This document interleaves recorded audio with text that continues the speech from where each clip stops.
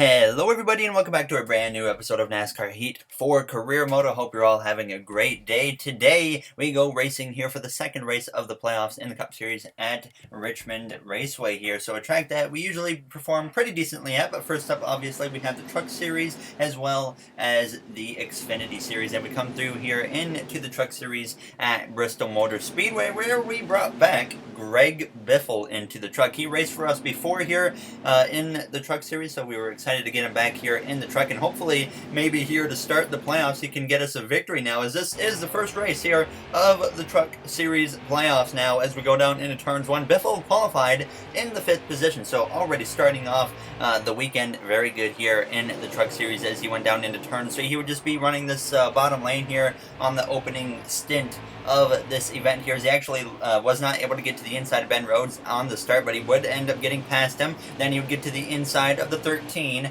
of Johnny Sauter down the front straightaway a little bit later on here and passed him, and then he moved up into 2nd place as well, and then he would run down the leader of Todd Gilliland, and he would actually give him a bit of a bump there through turns 3, and that moved Gilliland sideways on the exit of turn 4. Biffle would go through to take the lead here in Bristol, and he would not look back after this point. He came through straight to the final lap at this point now. Todd Gilliland, he had gotten moved out of the way for the lead from Biffle. He had drifted down quite a bit in the order, but it was Greg Biffle coming through to win for us here at Bristol Motor Speedway in the Truck Series. So we start off the playoffs with our second win of the season. Ross Chastain was up there in 2nd place, but we are now already locked into the second round of the playoffs here in the Truck Series, so looking very good.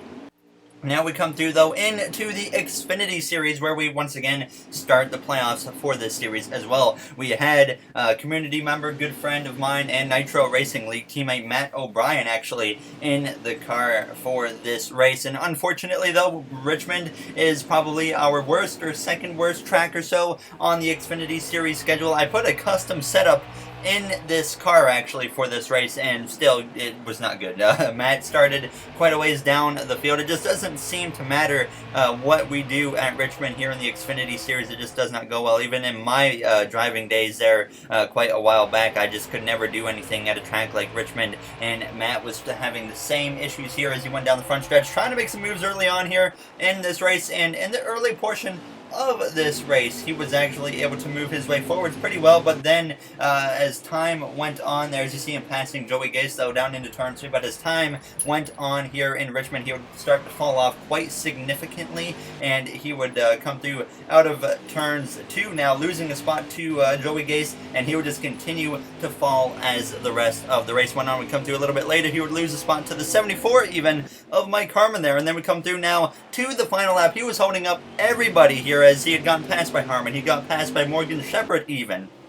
But as he came through down this back straightaway, down into turn 3, they were going 3 wide behind him through turns 3 and out of turns 4. Every point matters, though, in the playoffs as we come through out of turns 4. Matt goes sliding and would actually hang on to the position, though, at the line after contact there. He would finish P23 here in Richmond, and considering just how much we struggled, I will take P23. Obviously, in the Truck Series, we're locked into the next round, but in the Xfinity Series, did not go as planned. And after Richmond, we are now 12 points out below that cut line, so definitely some work to do here in the Xfinity Series going into the next race at the Charlotte Roval. But now we come through to myself here in the Cup Series at Richmond. Once again, the second race of the first round of the playoffs. In race 1 at Las Vegas just recently, we did not get any stage points. We didn't finish in the top 10. Very rough day, and we somehow still gained points. So we're in a good position here. This is the best round to have rough races in. So if we're going to have rough races, I want to get them out of the way now. We come through to cross the line, though, with a pretty decent qualifying effort. We go P12 here for Richmond, so definitely think we have some decent speed here going into the second race of the playoffs. And on the pole, we got Kevin Harvick. Welcome to Richmond Raceway and the Federated Auto Parts 400. Tonight we make our final stop at this 3/4 mile track, and a win at America's premier short track will move one of these drivers into the round of 12. Let's go All racing. right, thank you, Rick Allen. We're ready to go green here for the Federated Auto Parts 400 at Richmond International Raceway. Ryan Newman failed pre-race inspection, and he will be starting at the back of the field. Clint Boyer, a playoff driver, he crashed during qualifying. He is also starting at the back, along with Ryan Truex, who failed optical scanning station multiple times. Now, as we're ready to take the green flag here in Richmond, we do not gain any positions from those drivers starting at the back. We still start P12 here in Richmond. Kevin Harvick and Chase Elliott lead the way now as the second race of the playoffs is underway here at Richmond International Raceway. On my inside there you see the 88 of Alex Bowman there for Hendrick Motorsports. He comes in to the playoffs this season with 2 wins. Now most recently I believe it was the Daytona night race that he picked up a victory. Now as we're side by side with the 47 of Ryan Preece down into turns 3. Eric Jones just in front of myself. He won the first race of the playoffs to get his second win of the season. He's already now of course locked in to the round of 12, so he does not have to worry about how he performs tonight or in the next race at the Charlotte Roval. Now as we came through a little bit later on lap 2 out of turn 4, they were going 4 wide in front of us. Eric Jones being very aggressive there as we would get into the mix with the 2 Busch brothers, my teammate Kurt and then JGR driver of Kyle there as we came through turns 1 and 2. Kyle Busch now gets aggressive, makes it 3 wide there on Jones and Hemrick, and then I'm going to slice down to the inside as well and do the same thing to Eric Jones that Kyle and Kurt Busch did. And now we're up inside the top 10. Chase Elliott started P2. He is now drifted down into the 8th position, but he would get back in the mix here, making it 3 wide with Kurt Busch, and then I would actually follow through here down into turns 1 on lap 5. Joey Logano, though, at this point out front as Alex Bowman had actually climbed up inside the top 5. Now as we came through on the exit of turns 4 on lap 5, we passed Ryan Blaney, and all of a sudden we were now up into the 7th position here, at least battling for P7, as you see our rival of Daniel Suarez go all the way up the track, and I would take the opportunity to pass him as well and climb up to P6.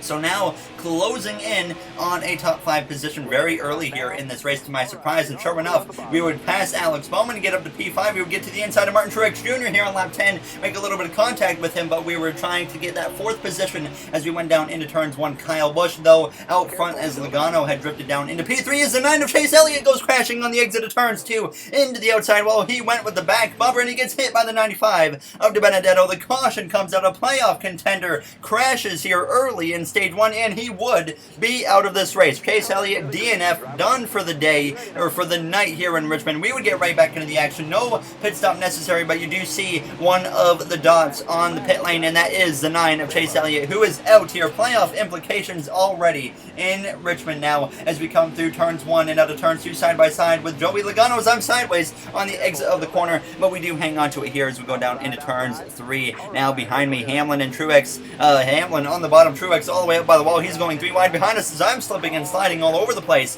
at this point. Kurt Busch had worked his way up to P4 past Hamlin as we came through to lap 17 of 24 in the stage. He got to my inside and I was just struggling really hard. The car was so loose at this point, and once again out of turn 2 we get loose, and this time we go crashing into the outside wall there as we did not pick up much damage, but the caution comes out. 6 seconds of repairs, and just like that, our second playoff implication already here in stage 1. I decided to make major adjustments right off the bat because we cannot afford to have the rest of the race go like this. We got very lucky there to only pick up 6 seconds of damage, but just a mistake on my part. The car got really loose, and then out of turns 2 I just overcorrected and into the wall we went, and then as soon as the car kind of dug into the wall, it just kind of turned me around. Now as we go down into turns 1 on this restart, trying to get past all of these slower guys. There you see Ryan Newman on my outside as we go down this back straightaway. Kyle Busch, though, was out front at this point as we come to just 2 to go in the stage. We'd already worked our way up inside the top 25 as I went down into turns 1. Kyle Busch, though, leading the way to the final lap here of the second stage as we were side by side with the 43 of Bubba Wallace. We come through to the white flag, though, here in stage 1. We climb back up inside the top 20, now passing the 40 of Jamie McMurray as I exit turns 2. William Byron just up in front of myself here down this back straightaway for the final time here in stage 1. So it was looking very good. We were well up inside the top 10. Elliott went crashing, then I went crashing, and we come through to cross the line to finish P17. But fortunately for us, we're still in this race, unlike Chase Elliott, who is now going to be in a big hole no matter what at the end of this race. He very well might be on the outside looking in going into the Charlotte Roval, but we would pit for 2 cans fuel as well as 4 tires and get ready to go green here now once again for the start of the second stage at Richmond. Now hopefully we can find our way back inside the top 10, because so far we've completed the 2 or 3 stages now. If you're not counting stage 3, we're just counting the stage 1 and 2 from Las Vegas, and now stage 1 from Richmond. We have not collected a single point yet, so if that happens later in the playoffs, that is really going to decrease our chances of being a championship contender. We don't want that happening now, as we need to prove that we have a car and a team capable of collecting stage points and racing up front. Now as we're side by side with our rival of Daniel Suarez, what could go wrong now as I'm trying to get past him? He's into the side of me as we go down into turn 3, and he sends it in deep. He's going to slide into the side of me again through turn 3 and turn 4. Drives me all the way up nearly into the outside wall now, as we're like 3 and 4 wide. Even he tries to turn me down the front stretch even, but we hang on to it now as we drop down to P17 though. We would climb though back up through the field our way forwards now past Corey LaJoy. I think we got past him. We climbed up to 16th. Then we got to the inside of William Byron, got up to P15, and then we climbed up to 14th as well, closing in on the back of Martin Truex Jr. as I'm slipping and sliding once again, as Kyle Busch was leading the way at this point here in stage 2 as we go down into turns 3, running P14, just behind Bubba Wallace as the 88 of Alex Bowman goes spinning on the exit of turns 4, collecting a bunch of drivers myself involved, getting into the back of Martin Truex Jr., Truex involved, Bowman, of course, Eric Jones, but Bowman, Elliott's teammate, would go crashing, bringing out obviously the caution, but unlike Chase Elliott, Alex Bowman would still be in this race. So now another playoff implication though, he's sent to the back of the field. Martin Truex Jr. did not go on that restart. I had to check up really hard, and once again we just gave up some more time because of that as we come through the center of turns 1 and out of turns 2. But so far, in these first 2 stages, a lot of action here as we went down into turns 1 side by side with William Byron. Definitely not the race I was expecting so far here in Richmond. I was expecting to run better. I wasn't expecting a couple other playoff contenders have such major issues already. Now, as it seems to be like a Hendrick type issue here. As Joey Logano, though, was leading for a brief moment. We were working our way back forwards now, though, as we had gotten to the inside of the 20 of Jones. We passed him after some contact. We had also passed the 21 of Paul Menard for P10. Kurt Busch, though, was leading in the final few laps, though, of the second stage. He was leading down the back straightaway, sure enough, on the final lap of stage 2. We were holding on to P10, so for the first time here this in the playoffs so far in the second race, we are finally going to come through to likely get a stage point, but we slip and slide on the exit of turns 4. DiBenedetto gets there, but not enough. We do hang on to our first stage point of the playoffs. Thankfully, we finally get a stage point out of it now, even though 1 point really just isn't much for us. Hamlin, though, second in stage 2. Harvick there in P9. Clint Bowyer getting some stage points. We would pit for 2 cans fuel, 4 tires, and once again, I was making some adjustments because just like Las Vegas, I was just kind of lost with the car, which was catching me quite a bit off guard at this point. But we would get ready to go green here for the third and final stage. We gained 1 position on the pit lane, which means we'll restart P9 here behind the 14 of Clint Bowyer. Our teammate Kurt Busch won stage 2, and he leads the way here for the start of the third and final stage now as we are underway with 48 laps to go here. We do have another car out of the race. It was not the 88, though, of Alex Bowman. Now as Kyle Busch took his brother of Kurt Busch and Denny Hamlin, his teammate, 3 wide through turns 1 and 2. Now Kyle Busch leads the way down into turns 3 as Bowyer took it 3 wide as well there with Joey Logano. And then I'm going to follow through as well on the exit of turn 4 and try to get ahead of that Penske duo of Joey Logano and Brad Keselowski as we go down into turns 1. And just like that, all of a sudden, we find ourselves up inside the top 5 here on this start of the third and final stages. They're still going like 3 wide behind us now as Clint Bowyer, he decides he's going to run up top. Kurt Busch loses second place to Denny Hamlin, and we're going to come through to try and take 4th place, though, away from Clint Bowyer here with 46 laps to go in Richmond as we go down into turns 1.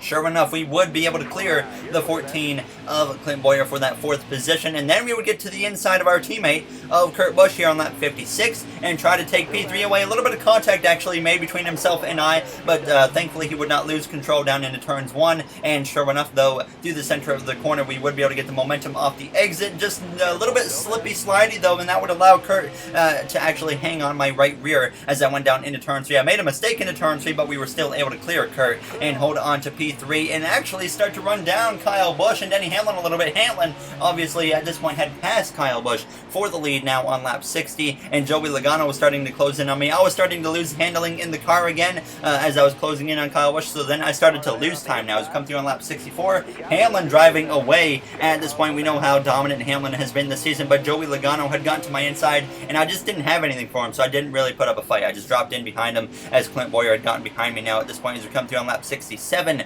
Joey Logano moving his way forward. He had passed Kyle Busch for second place. Kyle seems to be struggling here on this longer run now as we come through on lap 68 out of turn 4. Still running P4 as I'm slipping again on the exit of the corner as we hit lap 69. Nice. At this point, 32 laps to go now as they're side by side behind us between DiBenedetto and the 14 of Clint Bowyer now as we came through on the end of lap 69. Still slipping and sliding, but DiBenedetto had now gotten to the back of myself here as we cross the line heading down into turns 1, but then the caution actually comes out now with 31 laps to go. So we get very lucky there because DiBenedetto and the 14 of Bowyer both had run me down and they were probably going to be able to pass me. So we would pit for 2 cans of fuel, or actually half a can of fuel, and I was debating between 2 tires and 4 tires. I originally thought 2 tires was way, but I decided to play it safe and do 4 tires as well as make a few more adjustments on the car because this would be our final pit stop of the night. And thankfully, we made the right call. We climb up to P3 on the pit stop, and the AI did take 4 tires, so we don't lose anything. We gained a spot now as we're underway for what could potentially be the final restart here at Richmond here for the second race of the playoffs. Now as we go down into turns 1 behind us, Austin Dillon takes it 3 wide with Bowyer and DiBenedetto. Austin Dillon won his way into the playoffs, and here he is running up inside the top 5 now. He's having a good start here in the playoffs this season, and he very well could make it into that round of 12 as we clear Logano for second place on the exit of turns 4, hitting now just 27 laps to go, putting our sights on the 11 of Hamlin. I know if we're going to take the lead, it's going to be on the short run. We need to take the lead as quickly as possible and drive away. And sure enough, on the exit of turn 2, we're side by side with Hamlin. We actually make a little bit of contact with Hamlin, and down into turn 3, Hamlin is going to go sliding into the outside while he loses a bunch of ground there due to the contact between himself and I. Now, as I certainly felt a little bit bad about that, but there was nothing I could do at this point. Hamlin will easily make it into the round of 12, but we come through on lap 79. Kurt Busch, Austin Dillon battling for second place. Kyle Busch was in the mix as well. He was so fast. I was trying to drive away, but then Kyle had gotten up into second place. At this point, I was losing grip in the car again, which you can see on the exit of turn 2. I knew that it was just a matter of time until Kyle Busch and Kurt Busch got to me. Sure enough, on lap 85, they were closing in very quickly at this point with just 16 laps to go. And then sure enough, a few laps later, approaching lap 89, just over 10 to go at this point, I'm slipping and sliding on the exit of turns 4. 12 to go there as we cross the line, doing everything I can to hold on, but I just knew that I wasn't going to be able to hold on for 12 more laps. So I decided to give the 18 the lane here, play it safe, and just salvage a good finish out of this night here in Richmond, which has been a wild race for some playoff contenders, including myself, Chase Elliott, as well as Alex Bowman. Now, as we get passed by Kyle Busch for the lead, our teammate Kurt Busch goes through on the inside with 11 laps to go to take P2 away as we drop down into P3. But now with just 10 laps to go, Kurt Busch would make a move up the inside of his brother of Kyle for the lead down into turn 3, and he would complete the pass with no problem at all. So now he was in P1, and he was ready to drive away. We've come through to just 6 laps to go. We were now actually starting to deal with lap traffic. I was actually half expecting a caution to come out at any point now as we come through turns 3 and turns 4, as I'm just losing time to the drivers up ahead now. But we come through approaching just 2 laps to go here at Richmond. Kurt Busch was actually on the high lane as we exit turn 4, but there's a car on the pit lane. It's the 3 of Austin Dillon with 2 laps ago. He was blowing up. He was running inside the top 5 before he lost an engine. Another playoff driver, the 4th one today, with an issue, and now he is going to be done probably for this race now as we're approaching the final lap here, but he just gave away probably 30 points or so after blowing that engine as we exit turns 4. Kurt Busch takes the white flag. Kyle Busch right on the back of him actually as we go down into turns 1. The race for the win isn't quite over now as we're right behind the 32 of Corey LaJoie. I was trying to not push the issue too much with him as I just wanted to come home here in P3 after a rough night and a rough day in Vegas last episode. But Kurt Busch leads away out of turns 4. He is going to come through to win in Richmond over second place of Kyle Busch. We come through to finish P3 in a wild night here in Richmond. Chase Elliott DNF'd. Austin Dillon blew an engine in the final few laps after being inside the top 5. Alex Bowman crashed and was sent to the back, and then myself, we crashed as well. And there you see Chase Elliott, kind of the big one we're looking at, as well as Austin Dillon is now 31 out, but Chase Elliott 7 points out after crashing out early in stage 1. Some drivers not happy. Denny Hamlin, kind of reasonably, rightfully so, to be not happy with me. Kyle Busch also not the happiest, but nothing we can really do about that now. So it's a short track race. We get into the side of other cars here. It just kind of happens at a track like Richmond. But in the next episode, we go road racing here for the Truck Series in Canada, my home track, and then we have the Charlotte Roval for the Xfinity Series and the cutoff for the round of 12 in the Cup Series Series where it's going to get very interesting. So I'd like to thank you all for taking the time out of your day to watch this episode. If you enjoyed, you know what to do. We'll decide the round of 12 in the next one. Thank you for watching, everybody, and have yourselves a great day.